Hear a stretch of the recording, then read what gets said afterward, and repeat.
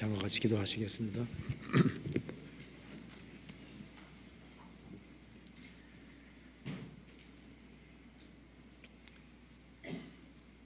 하나님 아버지 감사합니다.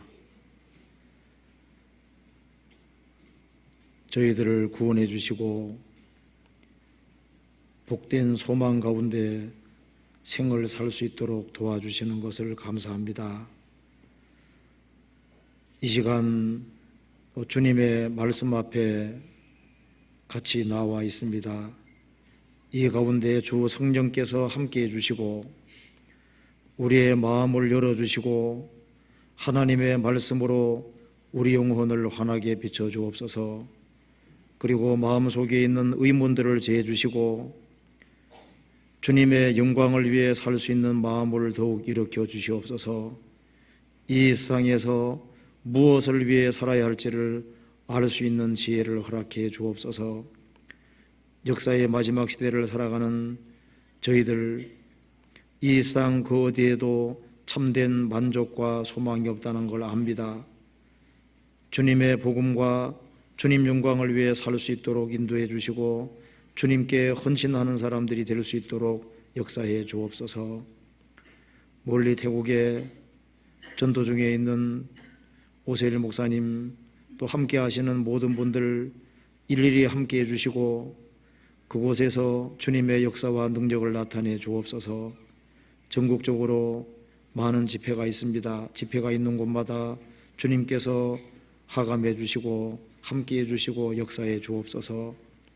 오늘 이 말씀을 통해서 마음속의 의문들을 주님께서 제해 주시고 그리고 주님 앞에 간절한 마음으로 행할 수 있도록 역사해 주시고 도와주시옵소서. 저희들로 하여금 믿음으로 행할 수 있도록 더욱 도와주시옵소서.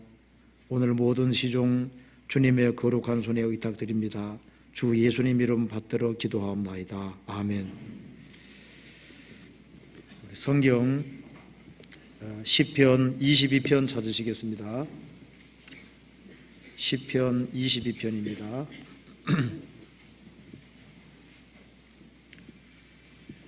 6절부터 제가 읽겠습니다. 22편입니다. 6절.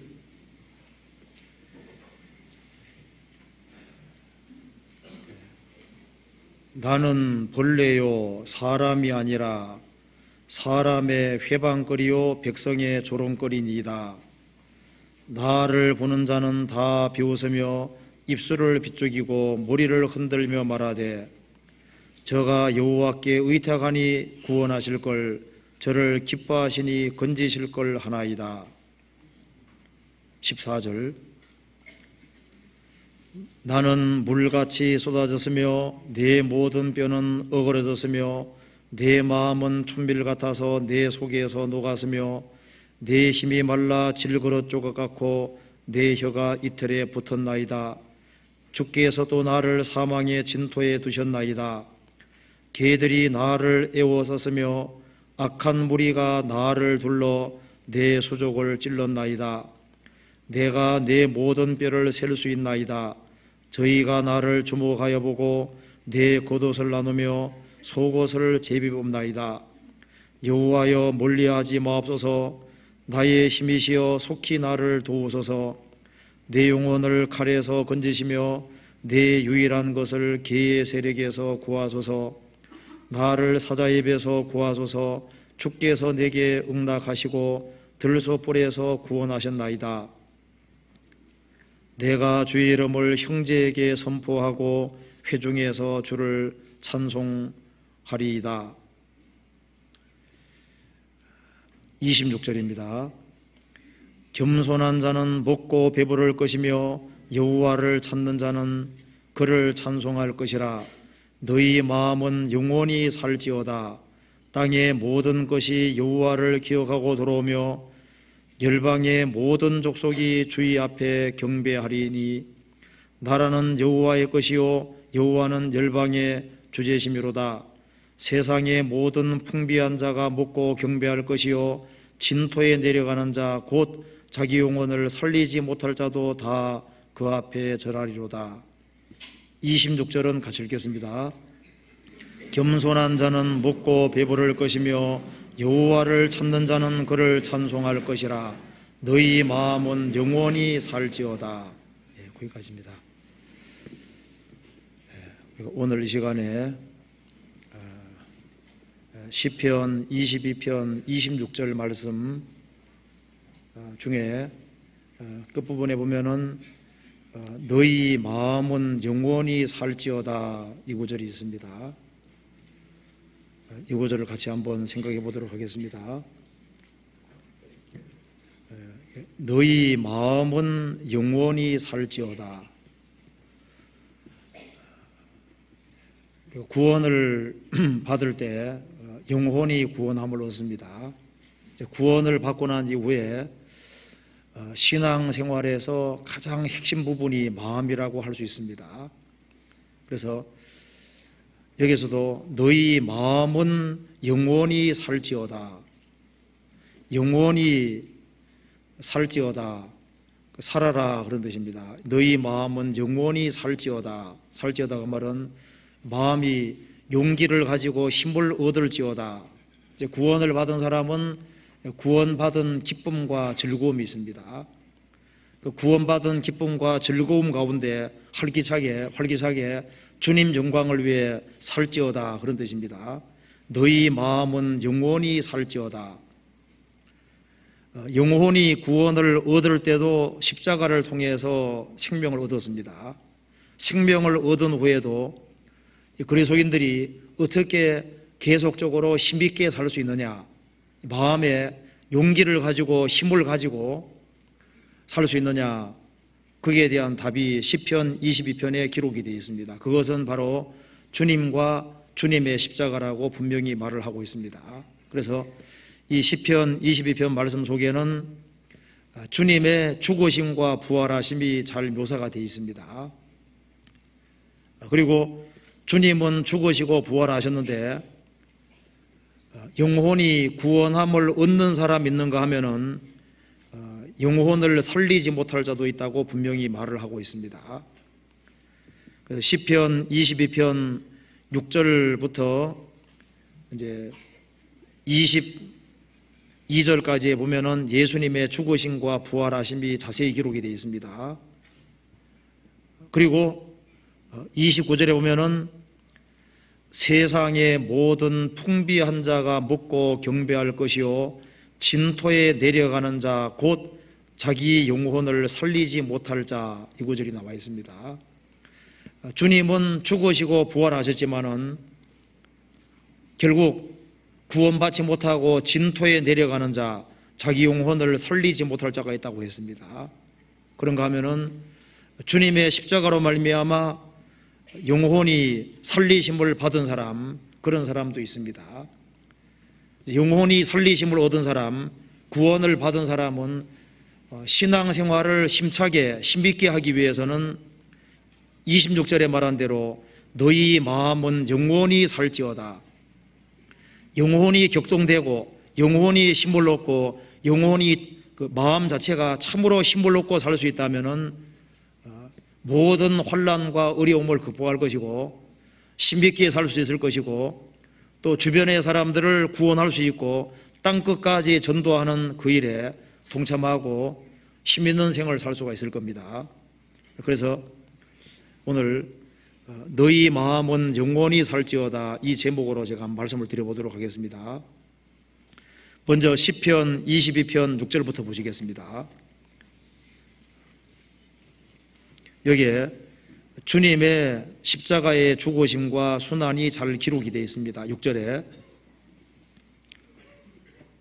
1절부터 보면은 다윗이 자신에 대한 이야기를 하는 것처럼 보이지만은 성령의 감동으로 예수님에게로 넘어가고 있습니다. 6절 나는 벌레요 사람이 아니라 사람의 회방거리요 백성의 조롱거리이다. 예수님은 33년 공생의 이후에 유대인들의 배척을 받으시고 십자가 달리셨습니다. 예수님이 십자가 달리셨을 때 예수님은 사람 취급을 받지 못했습니다. 여기 말한 대로 나는 본래요 사람이 아니라. 사람이라면은 예수님처럼 그렇게 비참하게 처형은 안 했을 거라는 겁니다. 예수님은 본래 취급을 받으셨습니다. 나는 본래요 사람이 아니라 사람의 회방거리요 백성의 조롱거리니이다.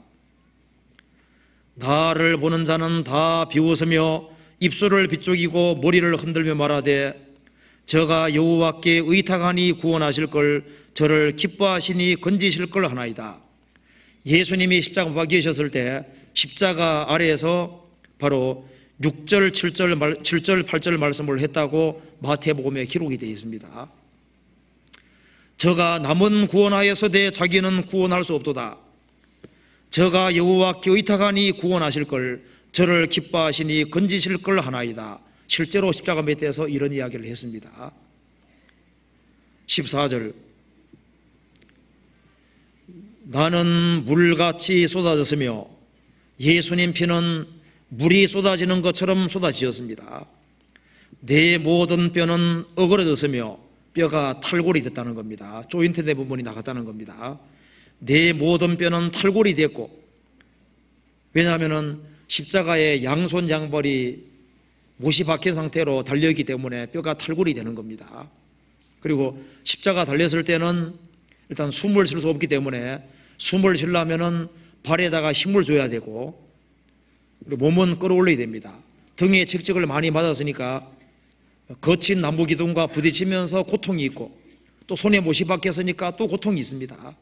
그래서 십자가에 10시간 동안 달려있었기 때문에 뼈가 탈골이 된 겁니다. 그래서 내 모든 뼈는 어그러졌으며 탈골이 됐으며 내 마음은 촌밀 같아서 내 속에서 녹았으며 내 힘이 말라 질그릇 조각 같고 내 혀가 이틀에 붙었나이다. 피를 너무 많이 쏟으셨기 때문에 예수님께서 마지막에 목마르다고 하셨습니다. 이제 혀가 너무 목이 말라서 혀가 이틀에 붙어버렸습니다. 주께서 또 나를 사망의 진토에 두셨나이다. 개들이 나를 애워쌌으며 악한 무리가 나를 둘러 내 수족을 찔렀나이다. 수족은 손과 발입니다. 예수님 오시기 1000년 전의 예언입니다. 1000년 전에 다윗은 1000년 후에 오실 예수님을 미리 봤습니다. 예수님이 양손과 양발에 못이 박히는 것을 봤던 겁니다. 그리고 개들이 나를 애워쌌으며, 개들은 성경 처음 보는 사람은 야, 멍멍 짖는 개가 가까이 있었는가 보다, 그게 아니고 거짓된 종교가들을 개들이라고 하는 겁니다. 이사야서 56장 보면은 거짓된 일꾼들, 거짓 목자들을 벙어리 개라고 얘기를 했습니다. 그리고 이 거짓된 일꾼들을 성경에서 개라고 표현을 하고 있습니다. 유대 종교가들을 가리키는 겁니다. 개들이 나를 애워쌌으며 악한 무리가 나를 둘러 내 수족을 찔렀나이다. 내가 내 모든 뼈를 셀 수 있나이다. 예수님은 책찍을 너무나도 많이 맞으셨습니다. 그리고 피가 흘러내리고, 그리고 예수님은 너무나도 큰 고통 속에서 진액이 다 빠져나가신 거예요. 그래서 예수님은 아주 앙상하게 바뀌신 겁니다. 십자가상에서 아래로 내려다볼 때 내가 내 모든 뼈를 셀 수 있을 정도다. 얼마나 비참한 모습인지를 묘사하고 있습니다. 저희가 나를 주목하여 보고 내 겉옷을 나누며 속옷을 재뽑나이다. 예수님을 십자가에 못 박을 때 겉옷을 뺏기고 속옷을 뺏겼습니다. 그래서 겉옷은 군병 4사람이 찢어서 각각 한 기씩 얻고, 속옷은 원피스색으로 통으로 짜져 있으니까 찢으면 아깝지 않습니까? 그래서 재뽑아서 이긴 사람이 얻었습니다. 이 말씀 속에 예수님의 십자가의 죽으심에 대해서 너무나도 세밀하게 묘사가 되어 있는 겁니다. 즉 예수님을 십자가에 못 박으시기 전에 겉옷과 속옷이 뺏겨졌으니까 예수님은 거의 벌거벗은 겁니다. 그리고 예수님은 정확히 수족이 찔림을 당했습니다. 그리고 피는 불처럼 쏟아지고 뼈가 부러지지는 않았지만 탈골이 됐습니다. 그리고 예수님은 벌레 취급을 받고 십자가 밑에서 많은 사람이 조롱하는 이 모습이 예수님 모시기 1000년 전의 예언입니다. 그렇지만 예수님은 성경대로 죽으시고 또 성경대로 부활하셨습니다. 21절, 나를 사자 입에서 구하소서, 주께서 내게 응답하시고 들소 뿔에서 구원하셨나이다. 사탄의 권세에서 예수님은 죽으시고 부활하신 겁니다. 그리고 22절에 내가 주의 이름을 형제에게 선포하고 회중에서 주를 찬송하리이다. 조금 이따 살펴보겠습니다. 예수님이 부활하신 이후에 예수님 제 아들을 가리켜서 내 형제라고 말씀하셨습니다. 그리고 여기에 회중에서 주를 찬송하리이다. 이 회중이 신약 성경의 교회라고 되어 있습니다. 여기에 예수님의 죽으심과 부활하심, 그리고 예수님의 부활로 말미암아 주의 몸된 교회가 이루어지고, 그리고 예수님 제 아들이 형제라고 일컬음을 얻고 구원받은 모든 사람들이 형제가 되는 겁니다. 예수님은 맏형이 되는 것이고 구원받은 모든 사람들은 동생이 되는 겁니다. 아주 생생하게 묘사가 되어 있는 겁니다. 그리고 예수님이 죽으시고 부활하신 이후에 이제 오순절에 성령이 강림하시고 전 세계에 복음이 전파되므로 땅끝의 사람들이 주님께로 돌아올 것도 기록이 되어 있는 겁니다. 27절,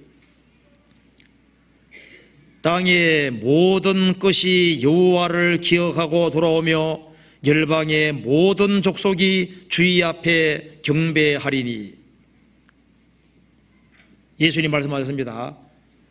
오직 성령이 너희에게 임하시면 너희가 권능을 받고 예루살렘과 온 유대와 사마리아와 땅끝까지 이르러 내 증인이 되리라.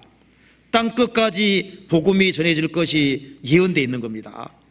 땅의 모든 것이 여호와를 기억하고 돌아오며, 이게 3000년 전의 예언인데 지금 어떻습니까? 지금 복음이 전 세계에 전파되었고 땅끝에 땅의 모든 것이 여호와를 기억하고 돌아오지 않습니까?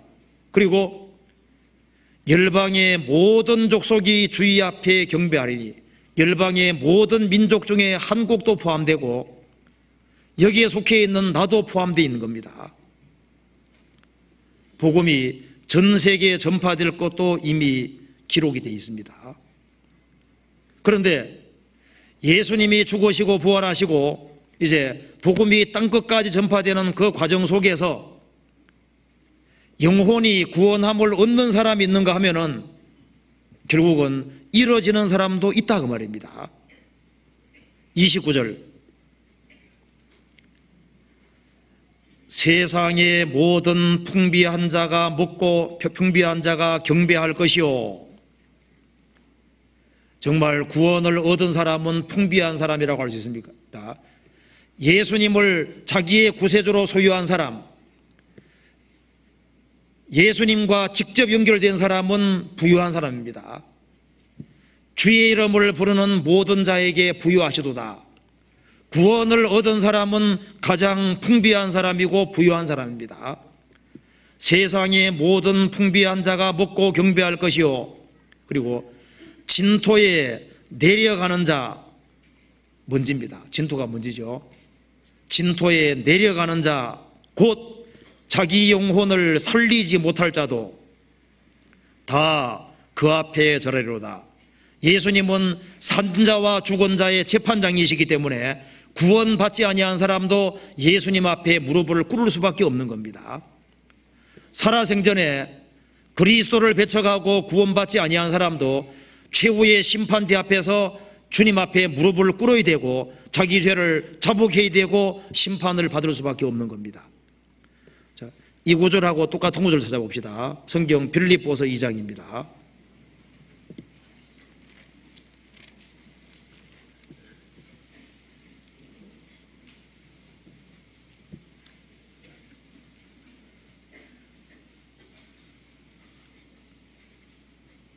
7절입니다. 2장 7절. 오히려 자기를 비어 종의 형체를 가져 사람들과 같이 되었고 사람의 모양으로 나타나졌으며 자기를 낮추시고 죽기까지 복종하셨으니 곧 십자가에 죽으심이라. 이러므로 하나님이 그를 지극히 높여 모든 이름 위에 뛰어난 이름을 주사 하늘에 있는 자들과 땅에 있는 자들과 땅 아래에 있는 자들로 모든 무릎을 예수 이름에 꿇게 하시고. 여기서 예수님은 이 세상에 오셔서 십자가에 죽으시고 부활하셨습니다. 그래서 하늘에 있는 자들과 하늘에 이미 가 있는 성도들, 하늘에 천만 천사들도 있고 구원받은 사람들도 가 있습니다. 그리고 땅에 있는 자들과 땅에 있는 세상에 살고 있는 사람들, 땅 아래에 있는 자들로 구원받지 못하고 음부에 떨어져 있는 사람들입니다. 모든 무릎을 예수 이름에 꿇게 하시고, 예수님은 산자의 주인 동시에 죽은 자의 주기도 합니다. 구원받지 아니한 사람도 주님을 심판주로 만날 수밖에 없는 거예요. 그래서 자기 영혼을 살리지 못할 자도 결국은 주님 앞에 무릎을 꿇어야 됩니다. 어차피 무릎을 한번 꿇어야 되기 때문에 살아있을 때 그 아들을 영접하고 구원받는 것이 그 지혜로운 겁니다. 그래서 여기에 시편 22편 말씀 속에 이 복음이 전해지는 과정 속에 결국은 진토에 내려가는 자, 자기 영혼을 살리지 못할 이 불행한 사람도 있을 것을 말씀하고 있습니다. 예수님 당대 하나님 백성이라고 말씀했던 이스라엘 백성들, 특히 유대 종교가들, 하나님을 잘 섬긴다고 말씀했지만 그 사람들은 결국은 죽음 건너갔을 때 음부에 떨어지고 자기 영혼을 살리지 못할 자가 됐던 겁니다. 가룟유다는 3년 반 동안 예수님을 따라다녔지만 결국은 영혼이 잃어진 사람이 됐습니다. 복음이 전해지는 역사 속에서 많은 사람들이 주님을 등지는 길을 택했습니다. 천국 가까이까지 와서 지옥 가는 사람 참 불행한 사람이라고 할 수 있습니다. 그 책에 보면 이런 말이 있습니다. 빌리 그레암 목사하고 동역하던 사람이 찰스 템플리턴이라는 사람인데, 그 사람이 한때 설교도 잘하고 했지만은 어떤 문제에 걸려서 결국은 신앙을 포기했습니다. 그럼 나중에는 그 하나님이여 안녕 그 책까지 쓰고 하나님이 안녕, 하나님을 등지는 길을 택했습니다. 또 책에 보니까 이런 말이 나오더라고요. 그 춘원 이광수 아시지 않습니까? 그 사람이 이제 우리나라 그 복음이 전해질 때 이 교회에 한때 속해 있었는데 도덕적으로 깨끗하지 못해서 교회에서 징계로 교회에 나오지 못하게 만들었습니다. 그래서 그것 때문에 악심을 품고 불교도로 변신하고 불교에 관한 소설을 쓰고 죽을 때까지 그리스도를 대적하는, 기독교를 대적하는 책을 용감하게 쓰고 결국은 죽었습니다. 그러니까 지금도 복음이 전해지는 가운데 결국은 주님을 등지는 그런 불행한 사람들이 있습니다. 여기에 시편 22편 속에 성경의 모든 핵심이 기록이 되어 있는 겁니다. 성경의 핵심은 바로 예수님의 죽으심과 부활하심입니다. 그 예수님의 죽으심과 부활하심을 자기의 죽음과 부활로 받아들일 때 그 사람 영혼이 구원을 받게 되는 겁니다. 성경 로마서 4장을 보시겠습니다. 4장에는 왜 죽으시고 부활하셨는지가 기록이 되어 있습니다. 4장 25절과 5장 1절을 같이 읽어보겠습니다. 예수는 우리 범죄함을 위하여 내어줌이 되고 또한 우리를 의롭다 하심을 위하여 살아나셨느니라. 그러므로 우리가 믿음으로 의롭다 하심을 얻었은즉 우리 주 예수 그리스도로 말미암아 하나님으로 더불어 화평을 누리자. 시편 22편에는 예수님은 십자가에서 가장 중한 고통을 받은 것이 아주 생생하게 묘사가 되어 있습니다. 또 예수님께서 죽음에서 일으키심을 받은 것도 기록되어 있습니다. 시편에는 그렇게 기록되어 있고 로마서에는 의미를 설명해 주고 있습니다. 그럼 왜 죽으셨느냐? 죽으신 이유는 예수는 우리 범죄함을 위하여 십자가에 내어줌이 되고 또한 우리를 의롭다 하심을 위해 살아나셨느니라. 그러므로 우리가 믿음으로 의롭다 하심을 얻었은즉, 예수님이 죽어서 피를 흘리신 것은 내 죄를 처리하기 위해 죽으신 것이고, 예수님이 부활하신 것은 나를 의롭다 하시기 위해 살아나신 거라는 사실을 믿음으로 받아들일 때 그 사람 영혼이 구원을 받습니다. 하나님의 독생자가 이 세상에 오셔서 십자가에서 가장 중한 고통받은 이것만큼 큰 사건은 없습니다. 십자가가 가장 큰 사건이기 때문에 그것이 나를 위한 것이기 때문에 그 그리스도의 공로를 받아들이는 것은 선행 중에 가장 큰 선행이 되는 겁니다. 왜냐하면 십자가가 하나님이 행하신 제일 큰 사건이기 때문에 그것을 받아들이는 것은 하나님 보실 때 제일 큰 선행이 되는 거예요. 이 세상에 선행이 많습니다.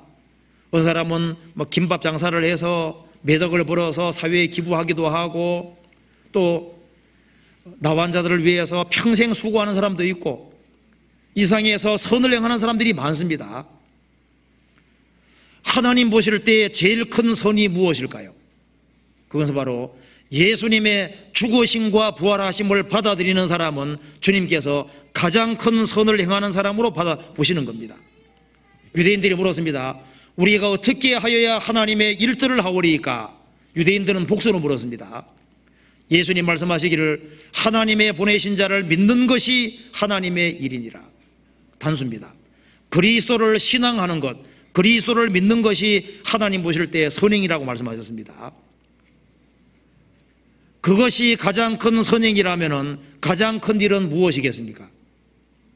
결국은 예수님의 죽으심과 부활하심을 전하는 일, 그거보다 더 큰 일은 없는 겁니다. 이 복음을 전해서 지옥 갈 영혼을 살리는 일, 이거보다 더 큰 일은 없습니다. 일본에 전도하기 위해서 미국의 한 청년이 전도 훈련을 받았습니다. 그래서 이 오사카에서 나가사키까지 배 타고 이제 선교하러 가는 길이었습니다. 그런데 풍랑을 크게 만나서 다 죽게 된 거예요. 그런데 유일하게 1등석에 앉은 사람들만 이제 구명대가 지불되는 겁니다. 그런데 그 사람 마침 1등석에 타고 있었던 겁니다. 그런데 한 할머니를 보고서 너무 불쌍한 생각이 들어서 자기 것을 주면서요, 이렇게 얘기했습니다. 할머님이 살아나시거들랑, 살아나시면은 내가 할머니를 살리기 위해서 내 목숨을 대신 줘서 할머니 살리는 것처럼 바로 하나님께서 인간 육체를 취하셔서 대신 죽어서 피를 흘리시고 우리를 구원하신 주님이 있다고 하는 사실을, 예수님이 만민의 모든 죄를 위해서 죽으시고 부활했다는 그 사실, 그것을 내 대신 전해 주십시오. 이제 그렇게 하고 어둠 속에 사라졌습니다. 그 할머니가 구출되고 난 이후에 물론 그리스도를 믿었고요, 그 할머니가 이제 일본 전역에 다니면서 간증하는 사람이 됐습니다. 그 사람 대신에. 세상에서 대신 죽어준다고 하는 것은 가장 큰 사랑입니다. 그런데 주님께서 이 세상에 오셔서 내 대신 죽어주셨습니다. 그리고 그것을 받아들이는 것이 가장 큰 선이고, 그것을 또 전하는 것이 가장 큰 선이 되는 겁니다. 구원을 받은 사람은 이 모든 사실을 알고 있습니다. 그러면 구원을 받고 난 이후에 누가 힘차게 신앙생활을 끝까지 할 수 있느냐? 시편 22편은 말하고 있습니다. 마음의 중요성을 깨달아야 된다는 겁니다. 시편 22편 보시겠습니다. 시편 22편 26절.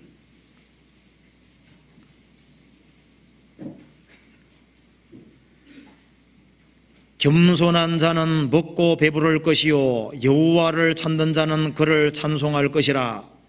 너희 마음은 영원히 살지어다. 여기에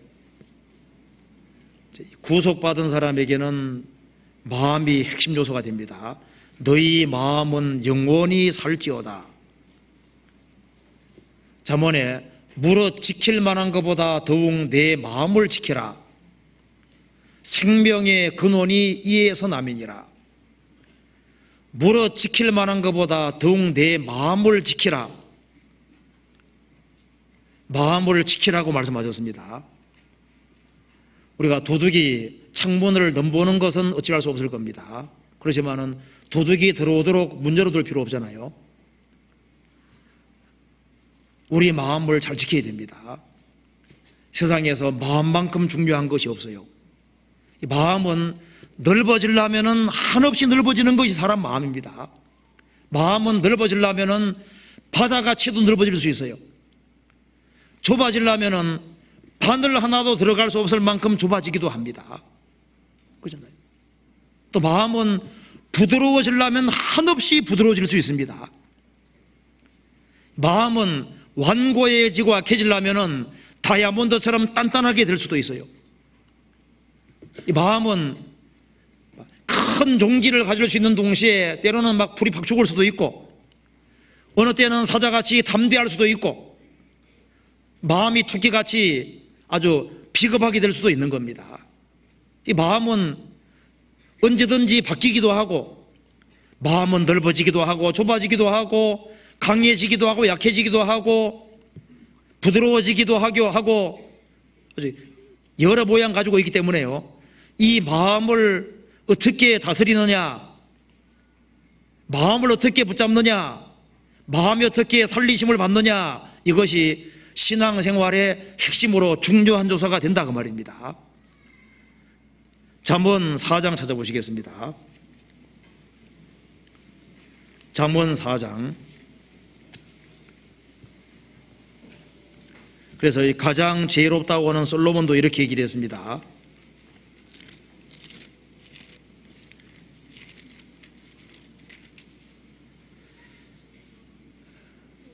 잠언 4장 23절을 같이 읽어보겠습니다. 무릇 지킬 만한 것보다 더욱 내 마음을 지키라. 생명의 근원이 이에서 남이니라. 밖에 나갈 때 집단속을 합니다. 뭔가 우리가 지키려고 하는 것이 많이 있을 겁니다. 근데 무릇 지킬 만한 것보다 더욱이라는 것은 최우선으로, 그런 말이에요. 최우선으로 내 마음을 지키라. 생명의 근원이 이에서 남이니라. 이 마음이 붕괴될 수도 있습니다. 이 마음이 핵심 요소가 되는 것이 틀림없습니다. 그런데 시편 22편에서는 뭐라 했습니까? 너희 마음이 영원히 살지어다. 정말 마음이 용기를 가지고 힘을 가지고 기쁨을 가지고 살 수 있다면은, 그러면은 그 사람은 어떤 환난과 역경도 굴하지 않을 겁니다. 근데 그 길이 무엇인지를 시편 22편은 가르쳐 주고 있습니다. 시편 22편 봅시다.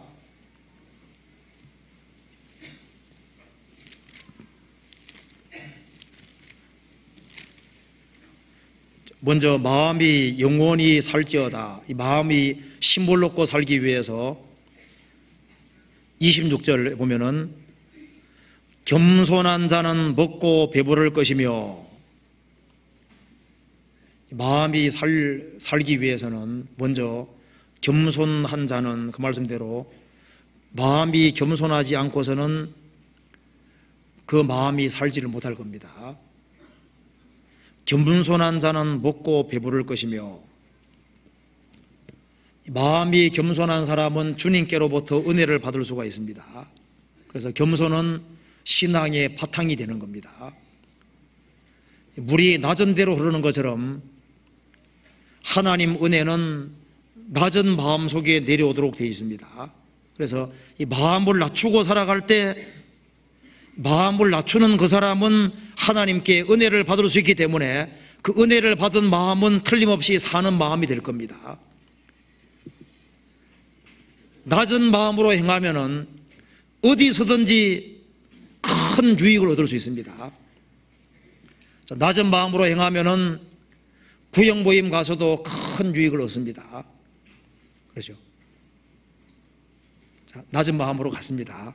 자, 그럼 여기 구역 모임 하는데 제일 낮은 마음으로 내가 있다고 해봅시다. 그러면은 모든 간정 속에서 틀림없이 은혜를 얻습니다. 너무 간정을 지루하게 하면은 아, 저렇게도 하는구나. 뭐 그 정도로 생각합니다. 마음이 교만해지면 어떻게 될까요? 저 따위를 간증이라고 한다고 이제 이렇게 나가잖아요. 마음 낮추면은 애들이 얘기해도 배울 수가 있거든요. 여기 다윗의 마음은 젖된 어린아이 마음 같다고 했습니다. 그래서 이 마음을 낮추는 마음이 있을 때 그 사람은 주님께서 채우시는 게 있을 거예요. 그래서 겸손한 자는 먹고 배부를 것이다.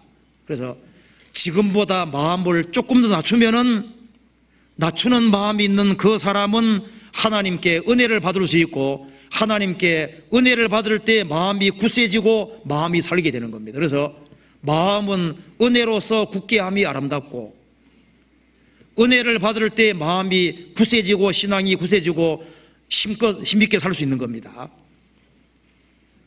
그래서 여기에 첫 번째 겸손한 자는 먹고 배부를 것이며 이렇게 얘기를 했습니다. 그리고 여호와를 찾는 자는 그를 찬송할 것이라. 겸손한 마음과 더불어서 여호와를 찾는 마음을 가져야 됩니다. 왜냐하면 여호와가 하나님이 생명이시기 때문에 하나님은 생명이고 생명의 원천입니다. 그렇기 때문에 하나님을 가까이 하는 사람, 그 사람은 생명을 가까이 하는 겁니다.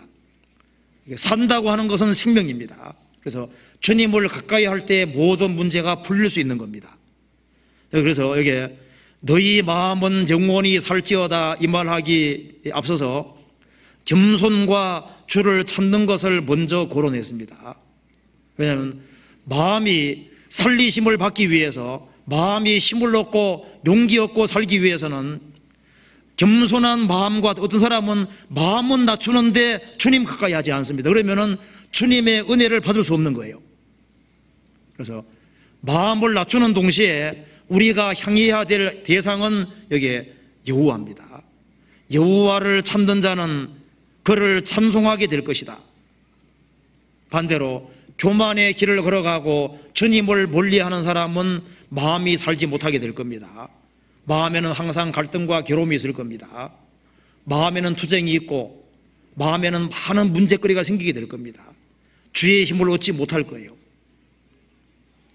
그래서 여기 기본으로 말씀하신 것은 마음을 낮추는 동시에 주님을 가까이 하는 것들, 그걸 통해서 기본적으로 너희 마음은 영원히 살지어다. 하나님의 은혜로 말미암아 영혼이 힘을 얻고 마음이 힘을 얻고 살게 되는 겁니다. 그리고 우리 마음이 참으로 살기 위해서 우리가 주목해야 될 것이 있습니다. 주님을 가까이 한다는 말을 바꿔 말하면 뭐겠습니까? 제일 먼저는 십자가를 가까이 하는 십자가를. 시편 22편 그 앞에 14절부터 다시 봅시다. 14절에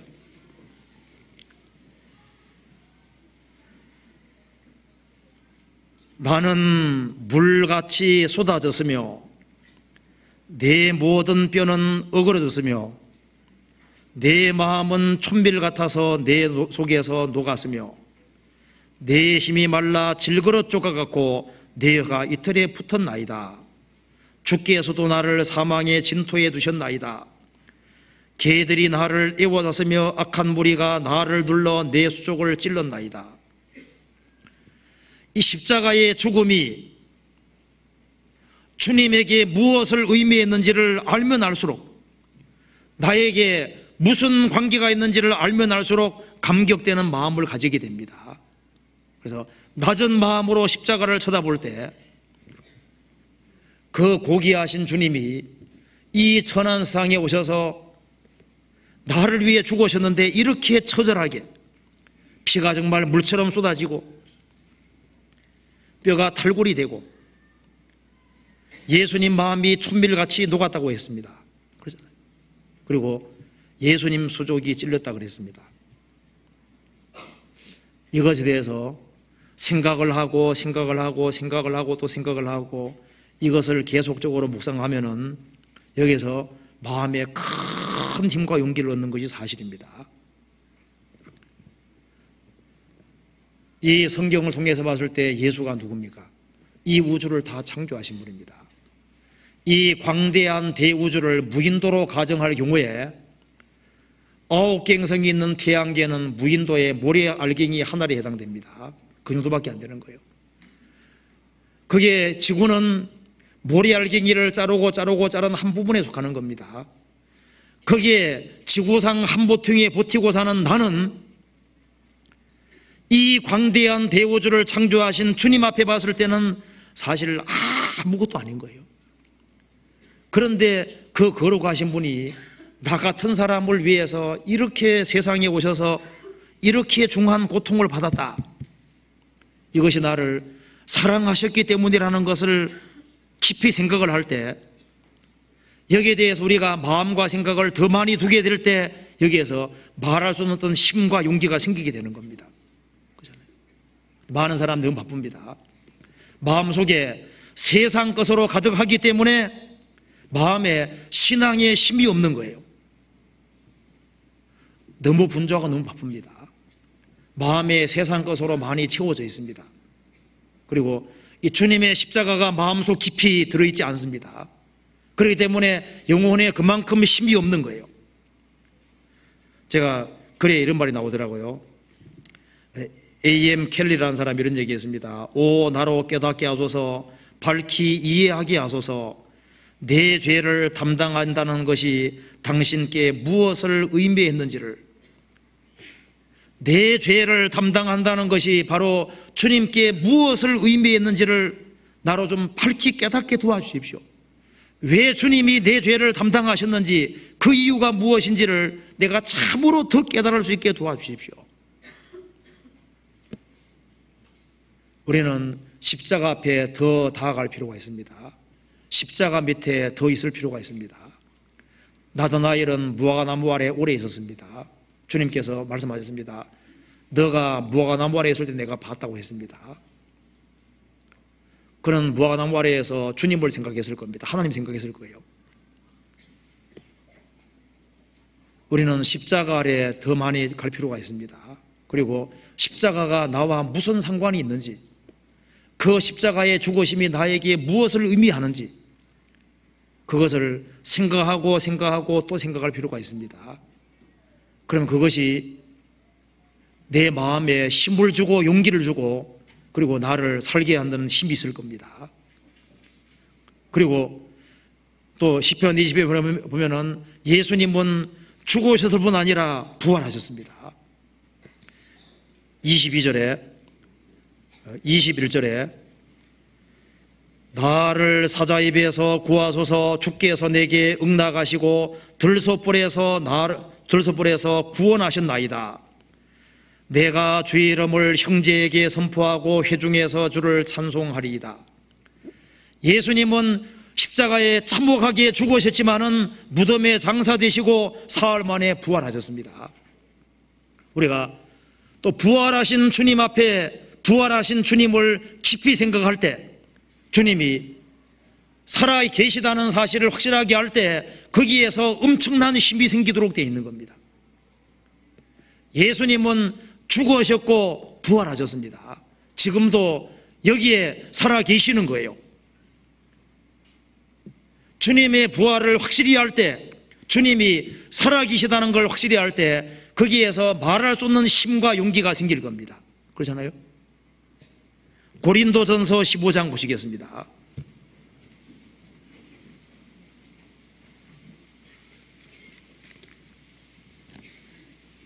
15장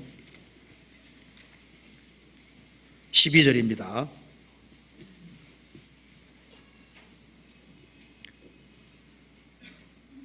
그리스도께서 죽은 자 가운데서 다시 살아나셨다 전파되었거늘 너희 중에서 어떤 이들은 어찌하여 죽은 자 가운데 부활이 없다 하느냐. 17절 그리스도께서 다시 사신 것이 없으면 너희의 믿음도 떼고 너희가 여전히 죄 가운데 있을 것이요 또한 그리스도 안에서 잠자는 자도 망하였으리니 만일 그리스도 안에서 우리의 바라는 것이 다만 이 생뿐이면 모든 사람 가운데 우리가 더욱 불쌍한 자리라. 예수님이 죽으셨을 뿐이고 부활하지 않으셨다면 우리의 믿음은 헛된 것이 되는 겁니다. 우리는 여전히 죄 가운데 있는 것이 되고 우리 죄가 사해졌다는 말도 거짓말이 되는 것이고 역대 구원받고 죽은 모든 사람들도 부도나는 것이 되는 겁니다. 그리고 만일 그리스도 안에서 우리의 바라는 것이 다만 이 생뿐이면 모든 사람 가운데 우리가 더욱 불쌍한 자리라. 부활이 없다면 죽음으로 끝이라면 우리는 더 불쌍한 사람이 될 것이다. 그리고 29절에 만일 죽은 자들이 도무지 다시 살지 못하면 죽은 자들을 위하여 세례받는 자들이 무엇을 하겠느냐. 어찌하여 저희를 위하여 세례를 받느냐. 또 어찌하여 우리가 때마다 위험을 무릅쓰리요. 만일 예수님 부활이 없다면 우리는 죽고 부활할 걸 전제하고 세례받았는데 만일 부활이 없다면 그 세례는 죽은 자를 위한 세례밖에 안 될 것이고 그리고 부활이 없다면 죽음으로 끝이라면 우리가 왜 복음 전하기 위해서 때마다 위험을 무릅쓰리요. 죽음으로 끝이라면 우리가 전도 집회를 하고 영혼 건지려고 노력하고 하는 게 다 부질없는 짓이 되는 겁니다. 차라리 내일 죽을 터이니 먹고 마시자 하고 사는 게 오히려 편할 수도 있습니다. 그렇지만 예수님은 부활하셨습니다. 그렇기 때문에 부활하신 주님을 믿는 믿음, 이 믿음은 가장 고귀한 것이고 그리고 우리 죄가 사해졌다는 것도 사실이고 역대 그리스도를 위해서 순교한 모든 사람들, 그 모든 사람은 주 안에서 영광 얻고 있는 겁니다. 그리고 부활이 있기 때문에 그리스도인들은 이 세상에서 가장 행복한 사람이라고 할 수 있는 겁니다. 그리고 복음 전하기 위해서 위험을 무릅쓰고 저 멀리 몽고로 전도하러 가고 또 태국으로 많은 나라로 전도하러 가고 희생과 수고하는 모든 것이 다 복된 것이 되는 겁니다. 예수님의 부활에 대해서 더 많은 생각을 할 필요가 있습니다. 예수님이 정말 부활하셨을까? 부활하신 것이 마음에 믿어지는 사람은 진짜 힘을 가지고 용기 가지고 살 겁니다. 그리고 예수님 부활하신 것이 사실이라면 예수님 말씀하신 대로 나를 믿는 자는 죽어도 산다고 말씀하셨습니다. 그리고 구원을 받고 죽었을 때 조금 슬프긴 하지만은 구원받지 아니한 사람처럼 그렇게 슬퍼하지는 않을 겁니다. 왜? 우리는 예수님의 부활을 믿고 주 안에서 죽은 사람은 다시 만날 것을 확실하게 믿기 때문입니다. 우리의 생각이 다른 곳에 많이 가 있습니다. 그렇기 때문에 마음에 그만큼 힘이 없는 거예요. 성경에서 이같이 큰 구원이라고 말씀하셨습니다. 정말 이같이 큰 구원이라는데 이같이 큰 구원이라고 할 때 무한자가 이루신 구원이기 때문에 이같이 큰 거예요. 주님은 측량을 할 수 없는 분입니다.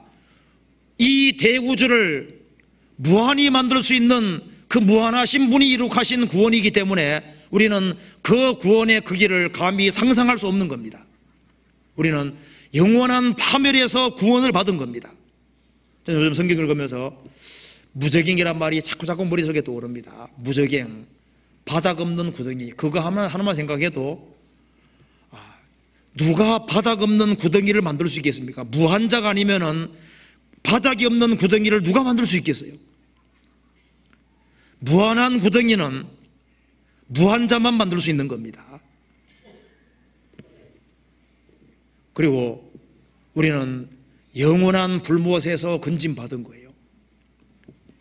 요한계시록 19장 보면은 예수님이 지상재림하실 때 오른손이나 이마에 표를 받게 한 적그리스도와 거짓 선자를 주님께서 산채로 불못에 집어넣어 버렸었습니다. 그러고 난 이후에 천년왕국을 이루시고 천년왕국 끝에 무저갱에 있는 마귀를 끄집어내서 잠깐 미혹을 허락하게 하시고 마귀를 불 속에 넣으실 때 천년왕국 전에 들어갔던 적그리스도와 거짓 선지자가 천년 동안 불못에 있었지만 여전히 거기에 있다고 되어 있잖아요. 무려 천년 동안 불 속에 있었는데 여전히 살아 있습니다. 성경 찾아볼까요? 요한계시록 19장을 보시겠습니다.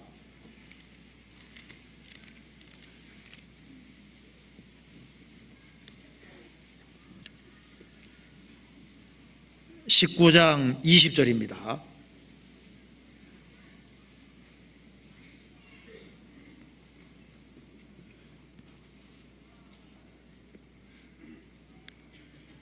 짐승이 잡히고 그 앞에서 이적을 행하던 거짓 선자도 잡혔으니 이는 짐승의 표를 받고 그의 우상에게 경배하던 자들을 이적으로 미혹하던 자라. 이 둘이 산채로 유황불 붙는 못에 던지우고, 그 다음에 천년왕국이 있고, 이제 7절, 20장 7절입니다. 천년이 참에 사단이 그 옥에서 놓여 나왔습니다. 10절, 또 저희를 미혹하는 마귀가 불과 유황못에 던지오니 거기는 그 짐승과 거짓 선자도 있어 세세토록 괴로움을 받으리라. 천년 왕국 전에 산채로 죽지 않게 산채로 유황불 붙는 못에 던져졌습니다. 그리고 천년 왕국이 끝난 이후에 마귀를 불 속에 집어넣을 때 여전히 그 짐승과 거짓 선자도 거기 있었다. 거기서 영원히 사는 겁니다. 구속받지 못한 사람들이 하나님의 무한한 진노를 받고 거기에 떨어지게 되는 거예요. 인생에게 제일 큰 문제는 죄 문제입니다. 하나님은 죄인은 사랑하시지만 죄는 영원히 항상 미워하십니다.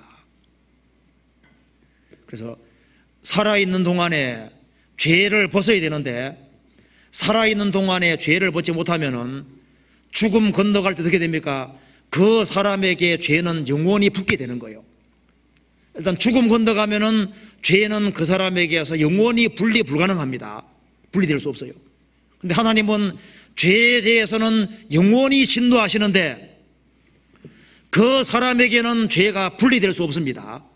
그렇기 때문에 하나님은 죄에 대해서 영원히 진노하시기 때문에 하나님과 영원히 분리되어서 영원한 진노를 받는 곳으로 가는 거예요.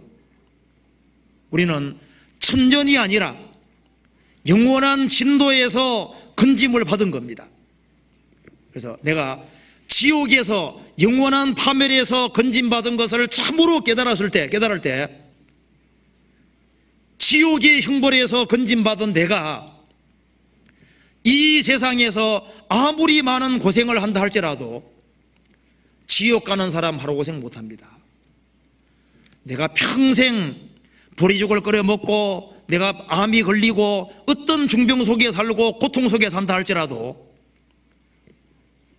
지옥 가는 사람 하루 고생할 수 있겠어요? 이 영원한 파멸에서 건짐받았다는 걸 생각하게 됩니다. 내가 어떤 파멸에서 건짐받았는지, 정말 지옥이 어떤 곳인지를 알고 거기에서 건짐받은 것을 확실히 깨우칠 때, 그때 구원이 얼마나 큰지를 알게 되고, 그리고 구원해 주신 것에 대해서 무한 감격 속에서 살 수 있을 거예요. 그리고 이것이 사실이라면 우리가 주님을 위해서 뭘 못하겠습니까? 그래서 내가 파멸에서, 영원한 파멸에서 건진받은 걸 알 때 주를 위해서 정말 살아야 되겠다는 마음이 올라올 겁니다. 그리고 우리는 주님과 연결되는 것에 특권을 알 필요가 있습니다. 성경 시편 22편 봅시다. 22편 22절에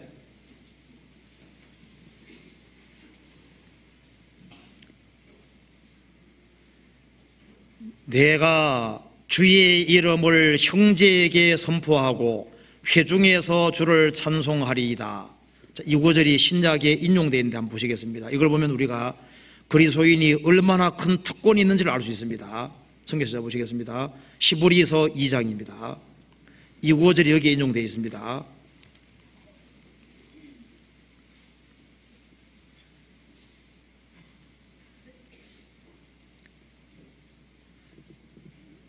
이 2장 11절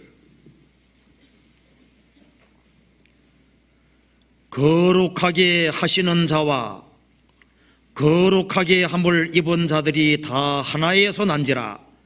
그러므로 형제라 부르시기를 부끄러워 아니하시고 이르시되 내가 주의 이름을 내 형제들에게 선포하고 내가 주를 교회 중에서 찬송하리라 하셨으며,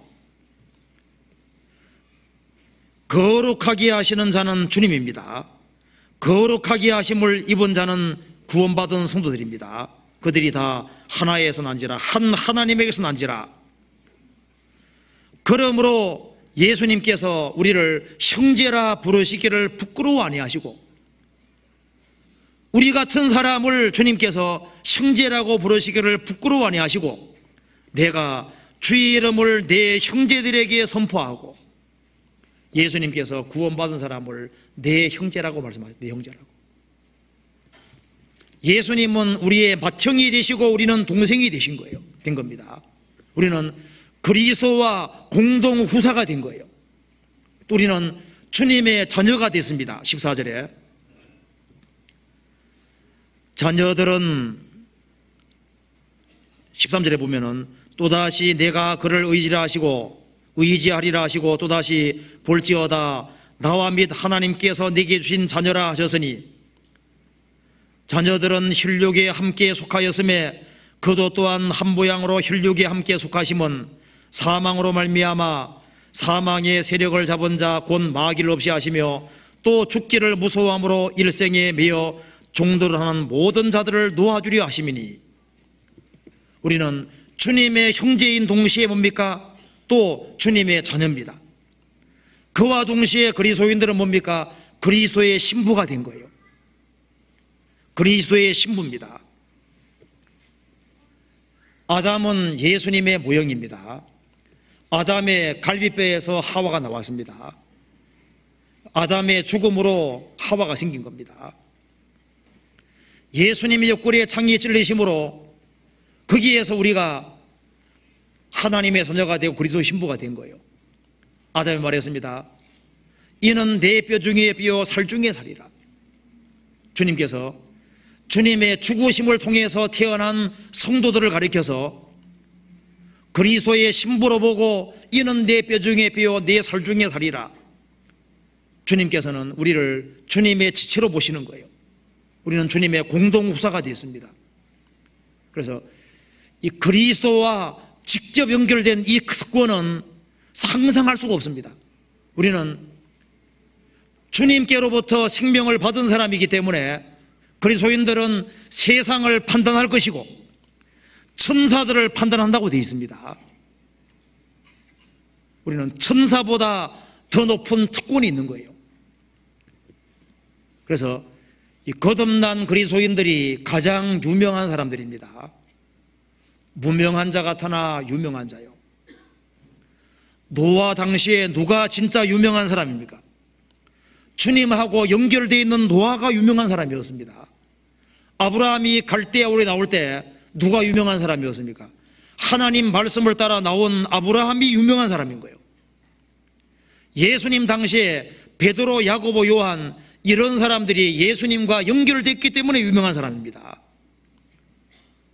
예수님과 연결되어 있는 사람은 가장 유명한 사람인 거예요. 우리는 주님과 운명이 연결되어 있습니다. 주와 판자는 한 영이 됐습니다. 주님의 영광을 함께 같이 받을 사람이 틀림없는 거예요. 그리고 예수님은 죽으시고 부활하셨고 구원을 받은 사람과 항상 함께 계십니다. 그래서 주님이 나와 함께 한다는 사실을 알게 될 때 그것은 진짜 사실입니다. 예수님이 살이 찢기시고 우리 때문에 죽으시고 부활하신 것은 사실이었습니다. 예수님 부활하신 것도 사실입니다. 그렇기 때문에 우리와 함께 한다는 말씀도 사실인 거예요. 그렇기 때문에 주님 말씀하시기를 돈을 사랑치 말고 있는 바를 족한 줄로 알라. 왜냐하면 주님이 우리를 버리지 아니하시고 우리를 떠나지 않는다고 말씀하셨기 때문입니다. 이건 사실인 거예요. 히브리서 13장 보시겠습니다. 히브리서 13장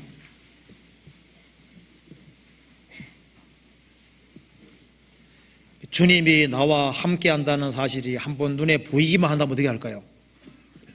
주님이 나를 안고 가시는 것이 눈에 보이면 어떨까요? 신나겠죠? 그런데 신명기 1장 보면 우리를 안고 간다고 되어 있습니다. 자, 구원받은 사람은 주님이 안고 가시는 게 맞습니다. 눈에 보이지 않아서 그렇지 그건 사실인 겁니다. 히브리서 13장 5절입니다. 5절에 돈을 사랑치 말고 있는 바를 족한 줄로 알라. 그가 친히 말씀하시기를 내가 과연 너희를 버리지 아니하고 과연 너희를 떠나지 아니하리라 하셨느니라. 자, 이 말씀이 사실입니까 아닙니까? 몇 퍼센트 사실입니까? 100% 사실입니다. 그러기 때문에 우리는 6절을 말할 수 있습니다. 같이 읽어봅시다. 6절. 그러므로 우리가 담대히 가로되 주는 나를 돕는 자시니 내가 무서워 아니하겠노라. 사람이 내게 어찌하리요 하노라. 아마 이런 얘기 들어보신 분 있을 겁니다. 우리 IMF 시절에 어떤 구원받은 자매님이 이제 경제적으로 어려워서 일용직에 나갔습니다. 근데 이제 어떻게 먹고 살고 생각하니까 이제 얼굴이 이제 어두운 겁니다. 근데 불신자 한 사람이 옆에 같이 어려운 분인데요. 얘기하기를 아유, 그 너무 걱정하지 마세요. 얼굴이 어두운데 걱정하지 마세요. 하늘이 무너져도 솟아날 구멍이 있잖아요. 그 말 하는데 정신이 번쩍 나더랍니다. 야, 저분은 속담 의지해서 이렇게 살고 있구나. 속담 하나 의지하고도 용감하게 살아가고 있는데 나는 지금 하나님 자녀라고 하면서 왜 이렇게 불이 죽어 있냐고 말입니다. 그 말 들으니까 정신이 번쩍 나더래요. 구원을 안 받은 사람도 어려워도 삽니다. 나보다 훨씬 더 어려운 사람도 얼마든지 삽니다. 우리는 죽으시고 부활하신 주님을 믿고 주님의 약속의 말씀을 믿는 사람입니다. 주님 말씀하시기를 내가 과연 너희를 버리지 아니하고 과연 너희를 떠나지 아니하리라. 주님 함께 하시는 거예요. 주님은 거짓말하지 않으십니다. 성경에 이런 말씀이죠. 나는 가난하고 궁핍하오나 주께서는 나를 생각하시오니. 내가 가난하고 궁핍할지라도 주님이 나를 생각하시면 되는 겁니다. 악인이 나를 둘러 진칠지라도 주님이 나와 함께 하시면 되는 겁니다. 아가서 3장 보면은 솔로몬이 술람 여인을 데려올 때 가마에 술람 여인을 태워서 오는데요. 이 밤에 두려움이 있고 거친 들판이기 때문에 60명 칼 쓰는 용사가 옹이에 있다고 되어 있습니다. 그러니 밤이라 할지라도 거친 들판이라 할지라도 겁날 것이 없는 거예요. 우리 배후에는 천사들이 있고 주님이 함께 하시고 계시는 겁니다. 그런 두려워할 것이 없는 거예요.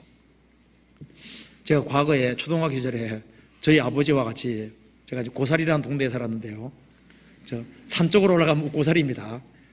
고사리인데 거기에 이제 산 고개가 있고 그 고개 넘어 올라가면은 무덤들이 있고 좀 그 시체들을 많이 파묻어서 아주 무시무시한 데가 많거든요.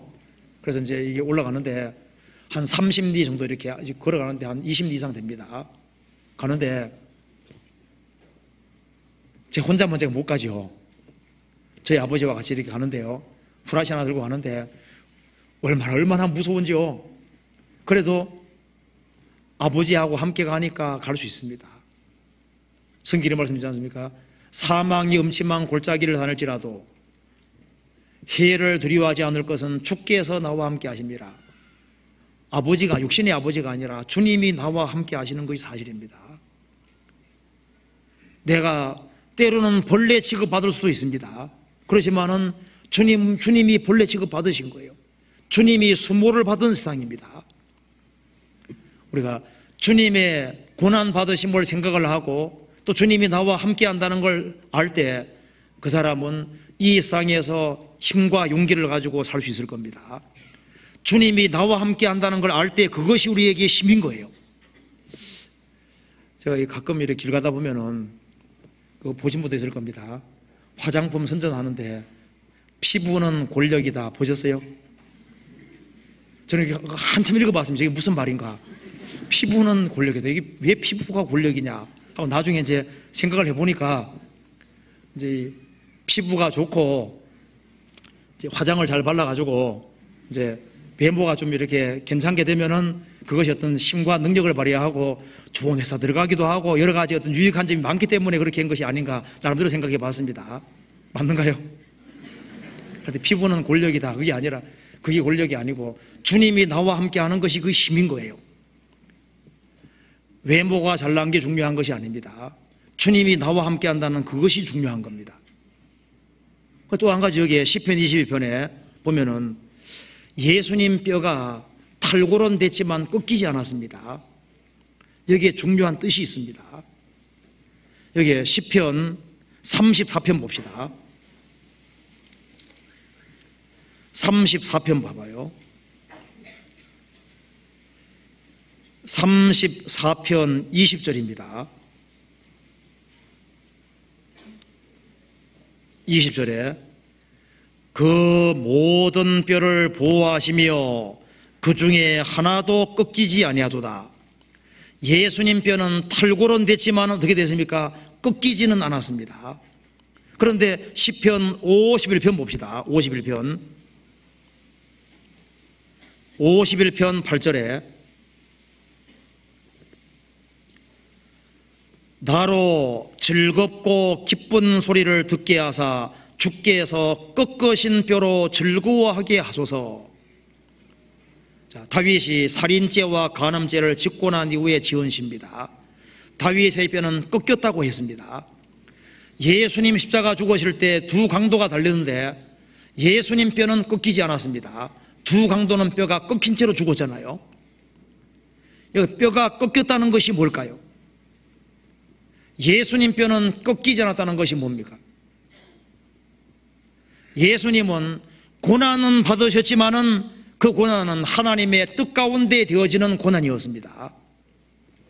예수님의 죽으심은 하나님의 계획 속에서 되어진 것이고 예수님 뼈가 꺾이지 않았다고 하는 이것은 예수님의 탄생, 생애, 십자가의 죽으심, 부활 그 어떤 것도 하나도 하나님 볼 때 합당하지 않은 것이 없는 거예요. 꺾여질 만한 것이 하나도 없는 겁니다. 예수님은 하나님의 뜻 가운데 고난받으셨기 때문에 예수님 생애 속에는 꺾여질 것이 하나도 없는 겁니다. 죄인의 뼈는 꺾이지만 주님 뼈는 꺾이지 않았습니다. 하나님의 뜻 가운데 되어지는 것은 꺾이지 않았던 겁니다. 우리가 그걸 보고서 우리가 힘을 얻을 수 있습니다.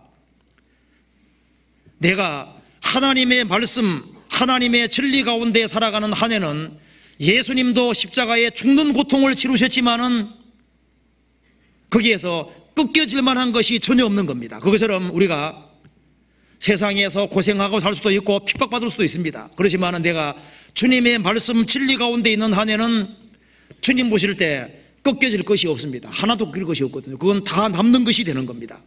즉 손해볼 것이 없다 그 말입니다. 예수님 뼈가 꺾이지 않은 것을 봤을 때 우리가 확실히 알 수 있는 것이 있습니다.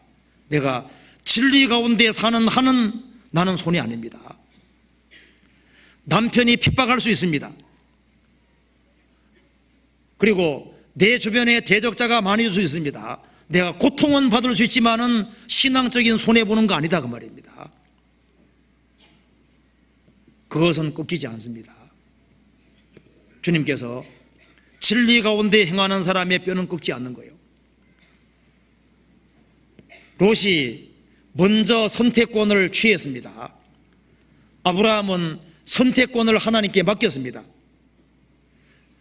롯이 좋은 곳을 택한 것처럼 보이지만은 하나님께서는 아브라함의 기업이 잃지 않도록 지키신 겁니다. 우리가 예수님의 그 죽으심과 부활을 봤을 때 그걸 우리가 배울 수 있습니다. 이사야 58장 찾아봅시다. 이사야 58장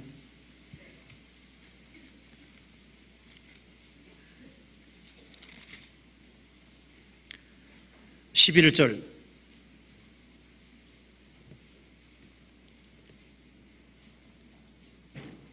같이 읽어보겠습니다. 나 여호와가 너를 항상 인도하여 마른 곳에서도 내 영혼을 만족해 하며 내 뼈를 견고케 하리니 너는 물된 동상 같겠고 물이 끊어지지 아니하는 샘 같을 것이라. 사람이 진리 가운데 행할 때 하나님의 인도하심을 받고 마른 곳 광야에서도 영혼을 만족해 하고 하나님께서 뼈를 꺾지 않습니다. 내 뼈를 견고케 하리니 너는 마음이 물된 동상 같겠고 끊어지지 아니하는 샘 같을 것이라. 예수님 뼈는 탈골은 데서도 꺾이지 않았습니다. 예수님 몸은 찢기셨습니다. 뼈도 떨어져 나갔지만 꺾이진 않았습니다. 우리가 세상 사람에 의해서 난도질을 당하고 큰 고통을 당할 수도 있습니다. 그렇지만은 뼈는 안 꺾입니다. 주님이 절대 손해보지 않게 만드실 거예요. 이 세상의 모든 학설들도 일종의 뼈라고 할 수 있습니다. 이 성경 말씀의 한 말씀 한 말씀을 뼈라고 할 수 있습니다. 뼈는 골격이고 기초가 되는 거예요. 그런데 이 성경 말씀은 한 말씀도 꺾이지 않습니다. 세상의 학설은 계속적으로 꺾입니다. 계속 바뀌고 있습니다. 인간의 학문 체계는 꺾이는 거예요. 소경들이 더듬는 것도 같은 거예요. 학설은 세우지만 계속 바뀌어집니다. 이 성경은 꺾이지 않습니다. 제가 책에 보니까 이런 말이 나오더라고요. 한 박물관에 가이드가 있는데 어떤 사람이 물었습니다. 이 화석이 얼마 된 겁니까? 물으니까 100만 년 하고 5년 됐습니다. 어떻게 그렇게 확실하게 아십니까? 하니까 예, 제가 여기에 처음 가이드로 올 때는 100만 년이었는데 여기에 근무한 지 5년 됐으니까 100만 5년입니다. 이 세상의 학설이라는 건 다 대충 하는 거예요. 학설은 계속 바뀝니다. 주님 말씀은 바뀌질 않아요. 그렇기 때문에 이 성경은 절대 꺾이지 않는 뼈와 똑같습니다.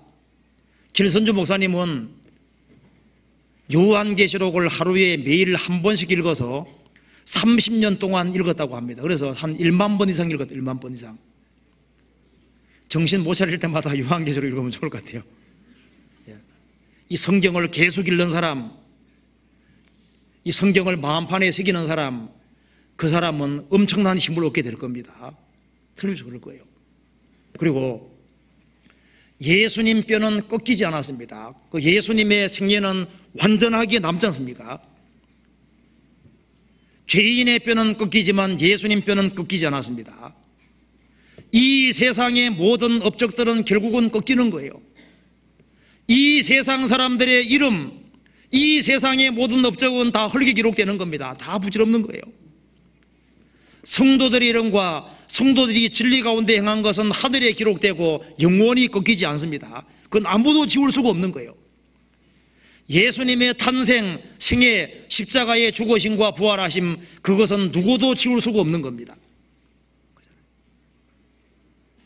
그리고 우리가 예수님이 다시 오신다는 것을 깊이 생각할 때 거기에서 큰 위로를 얻을 수 있습니다. 주님이 엄청난 은혜를 가지고 오고 상을 가지고 오고 있습니다. 베드로전서 1장 보시겠습니다. 베드로전서 1장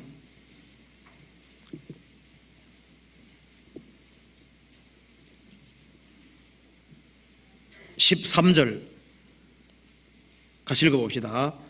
그러므로 너희 마음의 허리를 둥이고 근신하여 예수 그리스도에 나타나실 때 너희에게 가져올 은혜를 온전히 바랄지어다.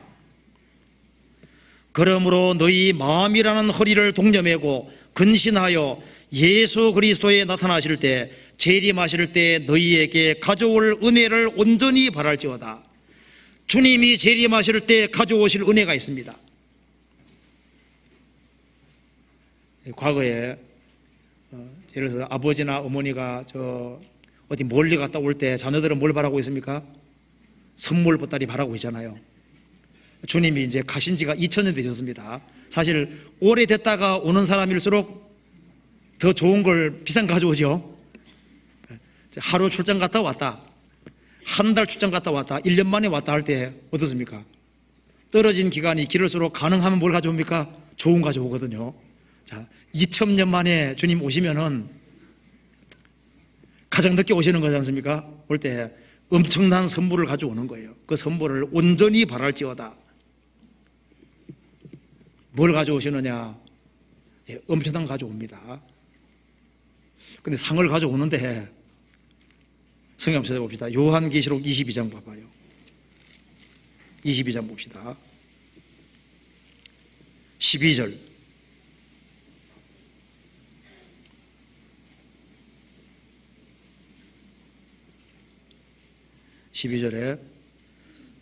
보라, 내가 속히 오리니 내가 줄 상이 내게 있어 각 사람에게 그의 일한 대로 갚아주리라. 나는 알파 오메가요 처음과 나중이요 시작과 끝이라. 보라, 내가 속히 오리니 내가 줄 상이 내게 있어 각 사람에게 그의 일한 대로 갚아주리라. 자, 각 사람에게 일한 대로 상을 주시는데 이 상 주시는 분이 누구냐? 여기 알파와 오메가요 처음과 나중이요 시작 것이니라. 내가 누군지 알려면 성경 보라 그 말입니다. 성경의 처음부터 끝을 보라 그 말입니다. 이 무한하신 주님이 주시는 상입니다. 자, 24시간 동안 잠 안 자고 하루 종일 수고하면 100억 준다 하면 어떻게 합니까? 덤벨 사람 많겠죠. 그런데 주의 일을 위해서 뭘 하자 그러면 안 달라들죠. 그 100억이 문제가 아니죠. 어마어마한 게 준비되어 있는데 안 보이니까 아마 저 위에 서게 되면은 엄청난 손해봤다는 거 느낄 겁니다. 미국의 어떤 사람이 이런 설교를 했습니다. 우리 시대에 우상이 여러 가지가 있는데 미국에 있는 미국 사람들의 우상 중에 하나가 스포츠의 우상, 쾌락의 우상, 정부의 우상, 기술의 우상, 이런 등등 우상을 이제 재물로 상기는 우상들을 얘기하는데요. 그러면서 예를 들었습니다. 새벽 우리 5시에 모여서 축구 경기 합시다 하면요, 교인들이 싹 모인다는 거예요. 새벽 5시에 주의를 위해서 뭘 합시다 하면 안 나온다는 거예요. 그러니까 주님 뭘 스포츠만큼도 생각하지 않냐, 그런 걸 얘기한 적이 있는데 일리가 있다고 생각이 듭니다. 우리가 주님에 대해서 생각을 하는데 주님을 작게 생각하는 것 같아요. 그렇지 않습니까? 주님이 어떤 분인 줄 알면은 우리가 주 안에서 희생하고 수고한 것에 대해서 주시는 것이 얼마나 큰지를 상상할 수 있습니다. 생각할 수 있습니다. 여기에 악한 사람부터 선한 사람 순서로 10억 명의 사람을 세웠을 때 냉수왕으로 떠주는 걸 예를 들면은 가장 악한 사람은 냉수한 것은 별거 아닙니다. 그런데 마음 자세가 바르게 되어 있는 사람일수록 어떻습니까? 냉소한 것이 점점 커지게 됩니다. 10억 번째, 마음 자세가 제대로 되어 있는 사람은 이것을 잊지 못할 사실로 생각합니다. 그 뒤에 더 마음의 깊이가 있는 사람은 더 깊이 생각할 거 아니에요? 그런데 그 뒤에 주님은 무한자이기 때문에 지극히 작은 성도에게 한 거 하나도 잃지 아니하고 그것을 주님은 가장 큰 인격이시기 때문에 가장 크고 귀하게 생각하는 겁니다. 그래서 다른 것은 손해보더라도 신앙생활 잘하는 이 부분에 대해서는 손해보면 안 됩니다. 우리가 가장 열성되어야 될 것이 있다면 바로 이겁니다. 그리고 주님이 다시 오실 때 우리는 천국에서 주님과 같이 영원히 살 것을 좀 생각을 해야 됩니다. 내가 누구와 영원히 살 거냐, 그것에 대해서 생각을 하고 더 깊게 묵상할 필요가 있습니다. 내가 이 세상에서는 7, 80밖에 못 삽니다. 그런데 주님이 오시면은 주님과는 얼만큼 사냐 하면은 영원히 계속 사는 거예요. 영원히 부활의 몸을 입고 주님과 함께 영원히 사는데, 그 천국은 모든 것이 영원한 세계지 않습니까? 거기에는 영원한 영생이 있습니다. 영원한 기쁨이 있고 영원한 즐거움이 있고 영원한 위로가 있습니다. 그리고 우리를 위해서 모래보다 많은 것을 주님이 준비해놨다고 분명히 말씀하셨습니다. 그런데 그 주님과 영원히 같이 살아야 되는 거예요. 그러면 내가 누구에게 가장 잘 보여야 될지 그에 대한 답이 나오도록 되어 있습니다. 우리가 사장에게 잘 보이는 것의 절반만이라도 주님께 투자한다면 우리가 귀하게 생각하는 것에 대해서 그것에 비해서 주님을 생각하는 것이 너무 적은 것 같습니다. 시편 139편 한번 찾아봅시다. 시편 139편 한번 찾아봅시다. 시편 139편에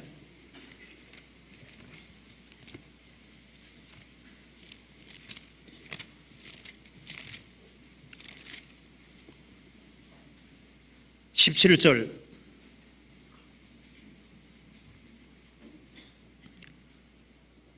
하나님이여 주의 생각이 내게 어찌 그리 보배로우신지요, 그 수가 어찌 그리 많은지요. 내가 세려고 할지라도 그 수가 모래보다 많도소이다. 내가 깰 때에도 오히려 주와 함께 있나이다. 하나님이여 주의 생각이 내게 어찌 그리 보배로우신지요, 그 수가 어찌 그리 많은지요. 내가 세려고 할지라도 모래보다 많도소이다. 주님이 나를 생각하시는 것이 모래보다 많다. 그래서 나를 생각하시기 때문에 나를 위해서 모든 것을 다 준비해 두신 곳이 천국인 거예요. 내가 비록 새빵살이하고 살아도 나를 위해서는 천국이 준비되어 있습니다. 이 땅에서는 내가 눈물을 흘린다 할지라도 저 위에서는 뭐가 있습니까? 영원한 기쁨이 준비 다 되어 있잖아요. 나를 위해서 너무나도 많은 것을 생각하고 있습니다. 그 수가 어찌 그리 많은지요, 그 수가 모래보다 많도소이다. 모래알갱이 수보다 많은 것이 사실이죠. 그리고 우리가 천국에서 주님과 함께 영원히 살 거다, 그걸 생각하면은 거기에서 용기와 힘이 생기도록 되어 있습니다. 또 주님께서는 이 세상에서 짧은 생활을 살아가는 가운데 외로움을 느끼지 않도록, 이 세상에서 힘을 얻고 마음에 낙심하지 않도록 하기 위해서 뭘 두셨습니까? 회중 교회를 두신 겁니다. 회중. 시편 22편 보시겠습니다. 22편 22절.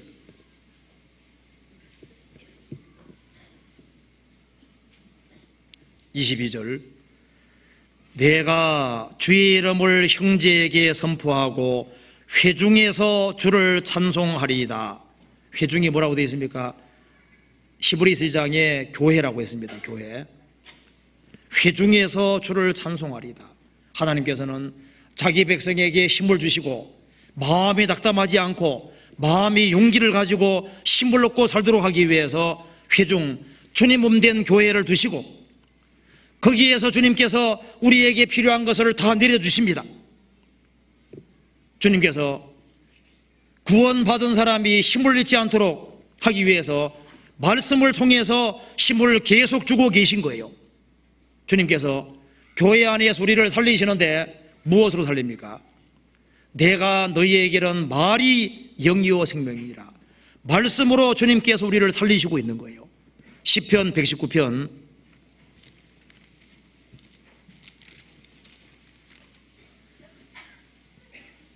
50절을 같이 읽어보겠습니다. 50절 같이 읽겠습니다. 이 말씀은 나의 곤란 중에 위로라. 주의 말씀이 나를 살리셨음이니이다. 그래서 너희 마음은 영원히 살지어다. 우리가 십자가 안에 살아갈 때, 십자가 안에 살아가고 주님과 항상 연결되어 살아갈 때 거기에서 마음은 항상 힘을 얻을 수 있습니다. 마라 인생, 쓴 인생에서 단 인생이 되는 거기에 나무가지가 던져졌습니다.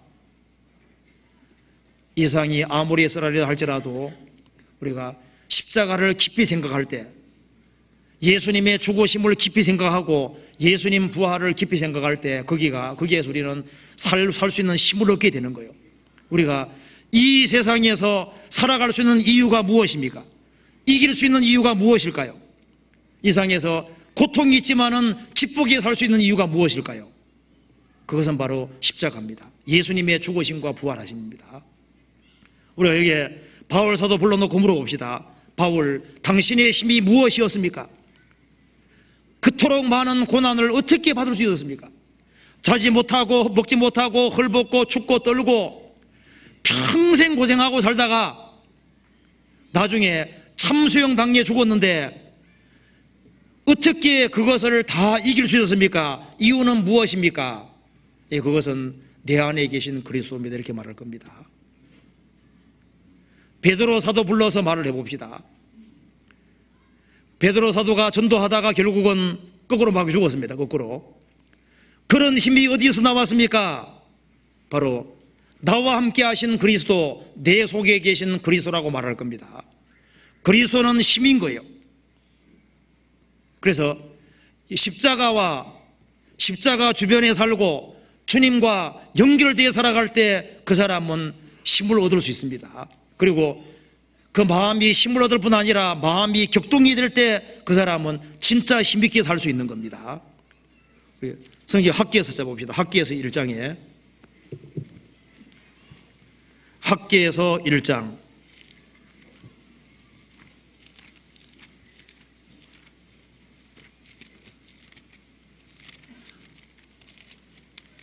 학기에서 내용이 뭔지 아시죠? 너희들 성전 지을래 안 지을래? 학계요. 그게 학계서라고 합니다. 학계서는 성전 짓는 내용입니다. 1장 14절 봅시다. 여호와께서 스알디엘의 아들 유다 총독 스룹바벨의 마음과 여호사닥의 아들 대상 여호수아의 마음과 남은 바 모든 백성의 마음을 흥분시키심에 그들이 와서 만군의 여호와 그들의 하나님의 전 역사를 하였으니, 여기 보면은 하나님께서 어떻게 했습니까? 마음을 흥분시키심에 너희 마음은 영원히 살지어다. 하나님께서 하나님의 말씀으로 성령 역사로 이 사람들의 마음을 아주 흥분시키고 격동을 시키셨습니다. 그래서 마음이 살리심을 받고 격동을 받을 때 그 결과가 무엇이겠습니까? 그 사람은 모든 환난을 기쁘게 극복할 수 있습니다. 외적인 상황은 언제든지 바뀔 수 있는 거예요. 상황은 언제든지 안 좋아질 수 있습니다.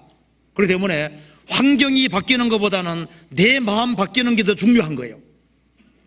마음이 용기와 힘을 얻고 담대함을 얻고 주님이 주시는 힘이 있으면은 환난과 역경을 기쁘게 이겨나갈 수 있습니다. 그리고 학교에서 받는 사람들이 한 것처럼 하나님께서 마음을 흥분시키심에 그들이 자기 반성을 하고 하나님 중심이 되고 그들이 똘똘 뭉쳐서 기어코 성전을 지었습니다. 주의 역사를 이루었습니다. 주님께서 마음을 살게 하실 때 그들은 힘있게 살 수가 있는 겁니다. 그리고 마음이 살리심 받은 그 사람들이 어떻게 합니까? 그런 사람들이 멀리까지 전도하러 가는 거예요. 자기 직업 가진 사람들이 참 먼 곳까지, 인도까지 멀리까지 전도하러 가지 않습니까? 그런 사람들이 그렇게 할 수 있는 것은 마음이 힘을 얻기 때문에 그런 거예요. 마음이 살리심 받은 사람들이 헌신하는 겁니다. 그래서 순교자를 가장 많이 낸 곳이 어디입니까? 교회인 겁니다. 주님이 마음을 살리시는 것이기 때문에, 그렇기 때문에 기꺼이 순교하고 목숨을 바치고 그리고 헌신하는 일이 있는 겁니다. 세상에는 과거에 무역하기 위해서 목숨 걸고 무역하러 다녔습니다. 돈벌이 하려고. 그런데 그리스도인들은 주의 복음을 전하기 위해서, 땅끝까지 복음 전하기 위해서 그렇게 희생하고 수고하는 겁니다. 지옥 갈 영혼들을 건지기 그렇게 하는 거예요. 그래서 너희 마음은 영원히 살지어다, 일종의 예언입니다. 지금은 우리 마음이 하나님 말씀으로 살리심을 받고 있습니다. 그렇지만은 주님 재림하시는 그날 일종의 예언이 됩니다. 우리 마음은 진짜 영원히 살게 되는 거예요. 마음이 가장 기쁘고 가장 고양된 상태에서 영원인 거예요. 우리는 기쁨이 충만한 세계 속에, 사랑이 충만한 세계 속에 들어가게 될 겁니다. 그래서 거기에서 외양간에 나온 송아지 같이 뛰리라, 그 말씀대로 우리는 영원한 천국에서 주님과 함께 영원히 같이 사는 거예요. 영원히. 너희 마음은 영원히 살지어다. 그렇죠. 그리스도인들의 마음은 영원한 기쁨과 즐거움 속에서 영원히 살 겁니다. 이 모든 것은 바로 십자가로 말미암아 주어지는 결과들입니다. 주님은 우리를 안고 가시고 우리를 가장 높이까지 천국까지 높여주실 겁니다. 그리고 오늘 같이 배운 대로 신앙의 핵심은, 구원받은 사람에게 핵심은 마음입니다. 그래서 우리가 어떻게 하든지 이 마음이 뜨거워지고 마음이 힘을 얻고 더 큰 힘과 용기를 받기 위해서 주님과 주님의 십자가를 더 가까이 하는 그런 성도들이 되어야 되겠습니다. 같이 기도하시겠습니다. 하나님 아버지, 감사합니다. 저희들을 구원해 주신 것을 진심으로 감사합니다. 이 험악한 세상에서 저희들로 하여금 용기를 가지고 힘을 가지고 살 수 있도록 도와주시는 것을 감사합니다. 저희들에게 담대한 마음을 허락해 주시고 주님을 사랑하는 마음, 헌신하는 마음을 더욱 허락해 주셔서 주님께서 맡기신 사명, 그리고 전 세계적으로 복음 전하는 이 모든 일을 능히 감당할 수 있도록 도와주시옵소서. 더 많은 일꾼을 세워주시고 더 많은 헌신하는 사람들을 세워주시고 주님의 복음이 더 힘있게 증거될 수 있도록 역사해 주시고 도와주옵소서. 멀리 해외에서 선교하는 분들이 있습니다. 일일이 기억해 주시고 주의 역사와 능력을 나타내 주옵소서. 우리 나머지 모든 생에 주님의 거룩한 말씀으로 다스려 주옵소서. 주 예수님 이름 받들어 기도하옵나이다. 아멘. 찬송 같이 부르시겠습니다. 145장입니다.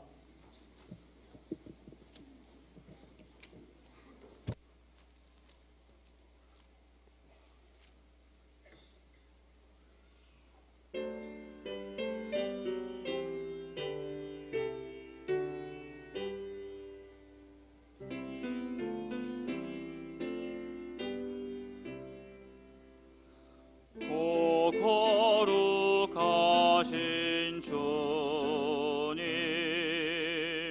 그 상하신 머리 조롱과 욕에 쌓여 가시관 쓰셨네. 아침에처럼 밝던 주님의 얼굴이 고통과 지옥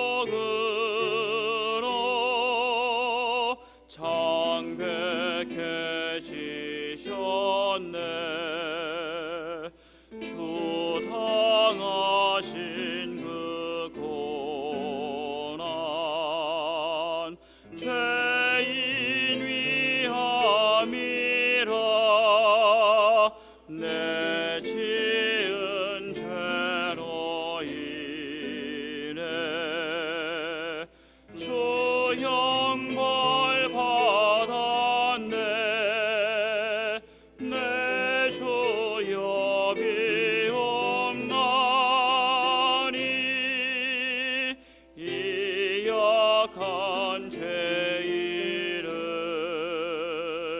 은혜와 사랑으로 늘 지켜주소서. 나 무슨 말로 주께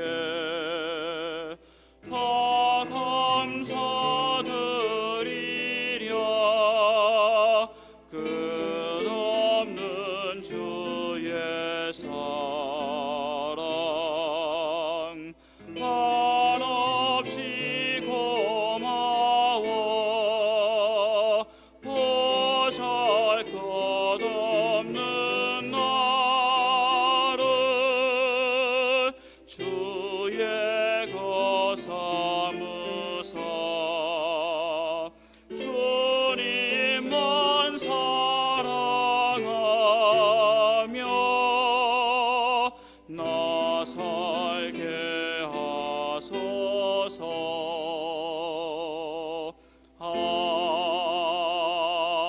아멘. 광고 잠깐 해주시겠습니다.